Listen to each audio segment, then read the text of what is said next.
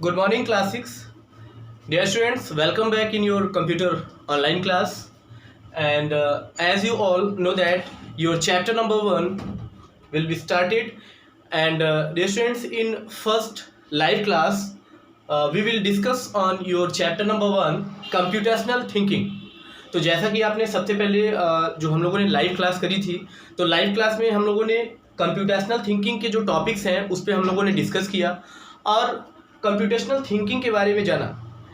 That means what is the base, what is the need of computational thinking. Computational thinking क्या होती है, यानी computer जैसे computer machine होती है उसकी जो वर्किंग होता है वो वर्क्स को कैसे फॉलो करता है, कमांड्स पे कैसे वर्क करता है, टोटली किस पे आता है आपके कंप्यूटेशनल थिंकिंग पर. तो कंप्यूटेशनल थिंकिंग में क्या होता है कि जैसे जब हम लोग प्रोग्राम डिज़ाइन करते हैं, प्रोग्रामिंग करते हैं, जो प्रोग्रामर्स होते हैं प्रोग्राम बनाते हैं, तो प्रोग्रामर क्या करते हैं, सबसे पहले उस प्रोग्राम को का लेआउट जो है अपने माइंड पे सोचते हैं, उसको बनाते हैं और उसके बाद उसकी कोडिंग करते हैं.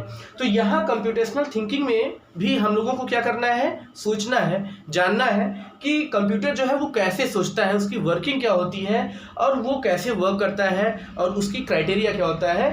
तो यहाँ पे कंप्यूटेशनल थिंकिंग में जैसे कि आपके चैप्टर नंबर 1 में एक आर्यन नाम का स्टूडेंट है, क्लास 6 का आर्यन नाम का स्टूडेंट है, जो कि अपनी कॉलोनी में लार्ज ऑफ ट्रीज, बहुत सारे ट्रीज को प्लांट करना चाहता है, उसको लगाना चाहता है. जैसा कि उसकी कॉलोनी में जो पॉल्यूशन लेवल है वो बढ़ जाता है और उस पॉल्यूशन लेवल को कम करने के लिए बहुत सारे ट्रीज को लगाना चाहता है, यानी वृक्षारोपण करना चाहता है. तो उसके लिए वो क्या करता है कि स्ट्रैटेजी बनाता है कि कैसे हम लोग इतने बिग लेवल पर, इतने बड़े लेवल पर हम लोग पौधों को वहाँ पे प्लांट करेंगे.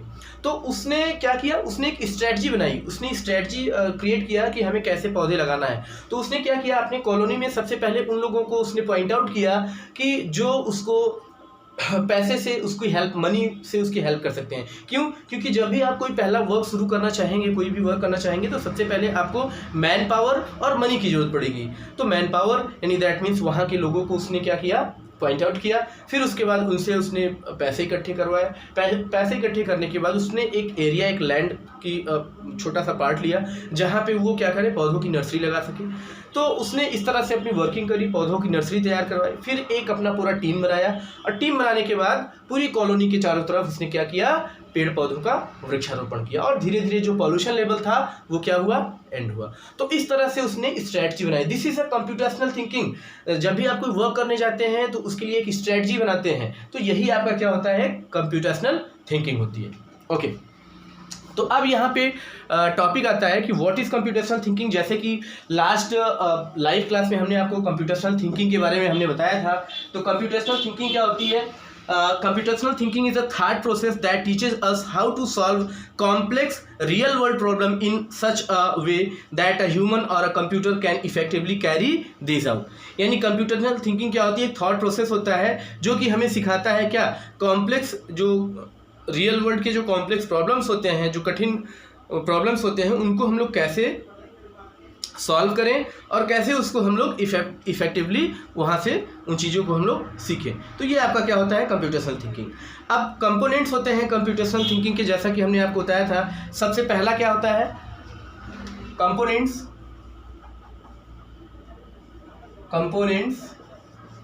Of computational thinking. तो कंप्यूटेशनल थिंकिंग के जो कंपोनेंट्स होता है, सबसे पहला है आपका एनालिसिस. ठीक है, तो एनालिसिस के बारे में हमने आपको लास्ट क्लास में बताया भी था. मैं एक बार फिर से आपको रिमाइंड करा देता हूँ. एनालिसिस क्या होता है, यानी analysis is the process of understanding the problem and conditions and defining the goals. यानी एनालिसिस जो होता है किसी भी टॉपिक पर, हम लोग कहते हैं ना कि ये टॉपिक है जिस पे हम लोग एनालिसिस कर रहे हैं. तो एनालिसिस दैट मीन्स होता है उस टॉपिक पर अपने प्रोसेस को जानना, उस पर अपने गोल्स को सेट करना, उसकी एनालिसिस करना कि क्या राइट है क्या रॉन्ग है. तो वो जो टास्क होता है उसको एनालिसिस, उसके बारे में अध्ययन करना, उस टॉपिक के बारे में डीप स्टडी करना ही क्या होती है, एनालिसिस होती है. इसके बाद का जो अगला कंपोनेंट है वो आपका है डीकम्पोजिशन. डीकम्पोजिशन अगला है आपका डी कंपोजिशन, ये भी मैंने आपको लाइव क्लास में एक्सप्लेन किया था, फिर से एक बार मैं आपको रिमाइंड करा रहा हूँ। Decomposition means breaking the problem, big problem in small parts. यानी कोई आपके पास एक मान लीजिए सपोज दैट आपके पास मैथमेटिक्स का एक प्रॉब्लम है, एक क्वेश्चन है जो कि बड़ा क्वेश्चन है, तो उसको आप क्या करोगे, छोटे छोटे पार्ट्स में डिवाइड करके फिर उसको सॉल्व करोगे। तो इस टाइप का जो प्रोसेस होता है उसको हम लोग क्या बोलते हैं, डीकम्पोजिशन। इससे हमें क्या होता है कि समझने में भी आसानी हो जाती है। अगला है आपका थर्ड जो कंपोनेंट्स है, पैटर्न रिकॉग्निशन। क्या है आपका, पैटर्न रिकॉग्निशन, ये भी इंपॉर्टेंट है। पैटर्न रिकॉग्निशन क्या होता है हमने आपको बताया था। तो पैटर्न रिकॉग्निशन में observing patterns, trends and similarities in the data is known as pattern recognition. When you discover patterns it becomes easier to make predictions and create rules the solve other problems. That means observing patterns, जैसे suppose that आप कोई work कर रहे हैं, तो कभी कभी क्या होता है, जो वर्क्स होते हैं वो एक दूसरे से इंटर रिलेटेड होते हैं, लिंक होते हैं। तो लिंकिंग में क्या होता है कि वहाँ पे हम लोग उसके पैटर्न को ऑब्जर्व करते हैं। यानी सपोज दैट इसके पहले आपने कोई प्रोग्राम किया है, मान लीजिए कि आपने सम का प्रोग्राम बनाया, तो जब आप अगला जो है मल्टीप्लिकेशन का प्रोग्राम बनाएंगे तो वो उससे क्या होगा, जुड़ी हुई होंगी। यानी कुछ चीज़ें जो है मैच करेंगी, जो लाइन ऑफ कोड्स हैं, जो उसका प्रोग्राम आपका लिखने का तरीका है, बनाने का तरीका है, वो मैच करेगा। तो this is a pattern recognition. तो हमें ऑब्जर्व करना होता है, जिससे हमें क्या होते हैं कि अपने प्रोग्राम को बनाने में बहुत आसानी होती है। अगला जो आपका कंपोनेंट है वो है एब्स्ट्रैक्शन। एब्स्ट्रैक्शन यानी पॉइंट नंबर 4, एब्स्ट्रैक्शन, ये भी हमने आपको एक्सप्लेन किया था। तो एब्स्ट्रैक्शन क्या होता है, abstraction that means it is the process of filtering out details और components of the problems to focus on the relevant ones. Abstraction क्या होता है, एब्स्ट्रैक्शन इज एक प्रोसेस होता है। Abstraction is a process to filtering the data. तो ये data को क्या करता है, फिल्टर करता है। फिल्टर दैट मीन्स क्या होता है कि जैसे सेम टाइप ऑफ डेटाज हैं, आपने एक डेटाबेस बनाया, उसमें बहुत सारे डेटा हैं और सेम टाइप ऑफ डेटाज उसमें दिख रहे हैं, तो ये एब्स्ट्रैक्शन क्या करता है, उसको फिल्टर कर देता है, यानी अलग अलग उसको छांट करके सेम टाइप ऑफ डेटा को अलग अलग कर देता है। तो ये वर्क किसका होता है, एब्स्ट्रैक्शन का होता है। अगला है आपका एल्गोरिदम डिजाइन। फिफ्थ पॉइंट है इसमें,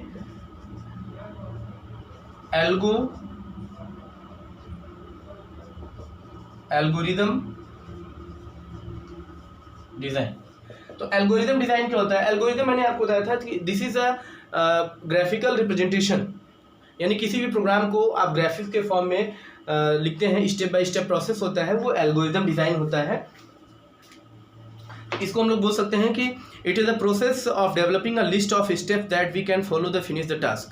यानी किसी भी प्रॉब्लम का ये क्या होता है, स्टेप बाय स्टेप सॉल्यूशन होता है। Step by step solution that means क्या होता है, जैसे आपको सपोज दैट चाय बनाना है, टी बनाना है।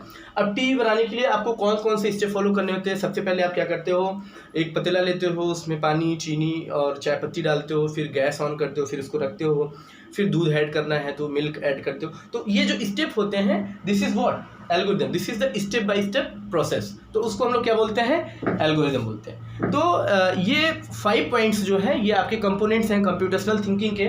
तो इन 5 पॉइंट्स को हमें ध्यान में रखते हुए अपने प्रोग्राम को क्रिएट करना होता है और सोचना होता है।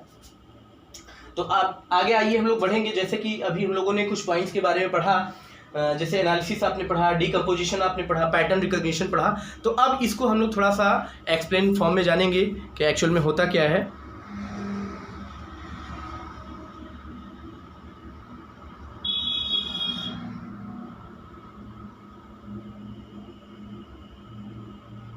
तो यहाँ पे जैसे आपका सबसे पहले है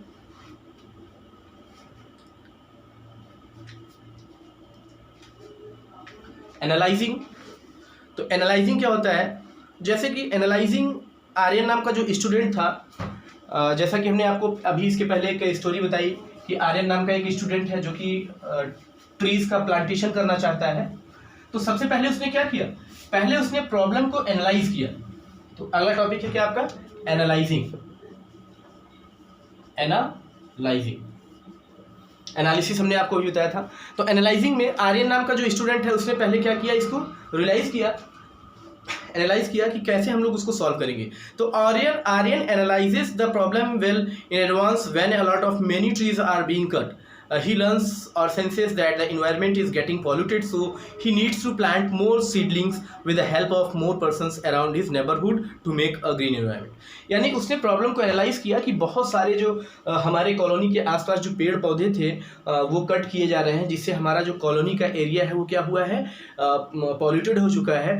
अब इस पॉल्यूशन को हमें कैसे दूर करना है, तो उसके माइंड में दिमाग आया कि सबसे पहले उसने अपने उसके बारे में सोचा कि इसको हम लोग पॉल्यूशन को कैसे दूर कर सकते हैं। तो उसने क्या किया कि कुछ लोगों को पॉइंट आउट किया, फिर मनी की व्यवस्था की, फिर उसने एक पौधे की नर्सरी बनाई, फिर उसको लगाया। तो दिस इज एनालाइजिंग, यानी उसने प्रॉब्लम को एनालाइज किया। अगला डीकम्पोजिशन, यानी डीकम्पोजिशन में उसने क्या किया, हमने आपको पहले ही बताया था कि डीकम्पोजिशन क्या होता है। डीकम्पोजिशन यानी जो आपके प्रोग्राम्स होते हैं, जो बड़े प्रोग्राम्स होते हैं, उनको शॉर्ट फॉर्म में हम लोग सॉल्व करते हैं, दिस इज डीकम्पोजिशन। तो जैसे उसको पेड़ लगवाने थे, तो डीकम्पोजिशन में उसने कुछ स्टेप किया। जैसे इसमें सबसे पहले था कि find donors for contributing to the expenses, यानी जो एक्सपेंस आएंगे तो उसके लिए उसने सबसे पहले क्या किया, डोनर्स फाइंड किए। Collect seedlings and शीड्स from various sources, अलग अलग सोर्सेज से उसने क्या किया, पौधे बीज इकट्ठा किए, पौधे लगाए, ले आए उसने। Arrange for nursery bags containers, और उसके बाद नर्सरी के जो जिसमें पेड़ पौधे रखे जाते हैं, जो कंटेनर्स होते हैं, बैग्स होते हैं, उसको अरेंज किया। फिर उसने क्या किया, organise soil, compost and natural pesticide. उसके बाद मिट्टी इकट्ठा की उसने, उसमें खाद और जो नेचुरल पेस्टिसाइड होते हैं उसको किया। Bagging of seeds and seedlings, उसके बाद जो पौधे हैं उनको उसने बैगिंग किया। फिर nurture the seedlings until they are ready for plantation with adequate water, और उसके बाद उन पौधों को उसने ऐसे जगह पे लगाया जहाँ पे पर्याप्त मात्रा में उनको पानी मिल सके। Then convincing colony people to plant the seedlings around their homes and nurture them. उसके बाद जो उसके आसपास के जो लोग थे, यानी कॉलोनी के जो लोग थे, उनको उसने क्या किया, कन्विंस किया उन पेड़ पौधों को लगाने के लिए। तो इस तरह से उसने क्या किया, इस बड़ी प्रॉब्लम को उसने शॉर्ट फॉर्म में ब्रेक करके थोड़ी थोड़ी उसने कर लिया। तो ये क्या था, ये डीकम्पोजिशन था। ठीक है, तो यहाँ पे हम लोगों ने एनालिसिस एंड डीकम्पोजिशन के बारे में पढ़ा। देन डियर स्टूडेंट्स, अब हम लोग आगे बढ़ेंगे। तो आज का वीडियो हम लोग यहाँ पर एंड करेंगे। आज का होमवर्क हम लोग देखते हैं। तो डियर स्टूडेंट्स, आपके लिए होमवर्क जो है, यहाँ पे क्वेश्चन है जो आपको सॉल्व करने हैं, सॉल्व करके अपने व्हाट्सएप ग्रुप में सेंड करना है। What is decomposition, explain with an example. ठीक है, व्हाट इज डीकम्पोजिशन, डीकम्पोजिशन क्या होता है, जैसा कि अभी हमने आपको बताया था। अगला क्वेश्चन है, व्हाट इज एनालाइजिंग,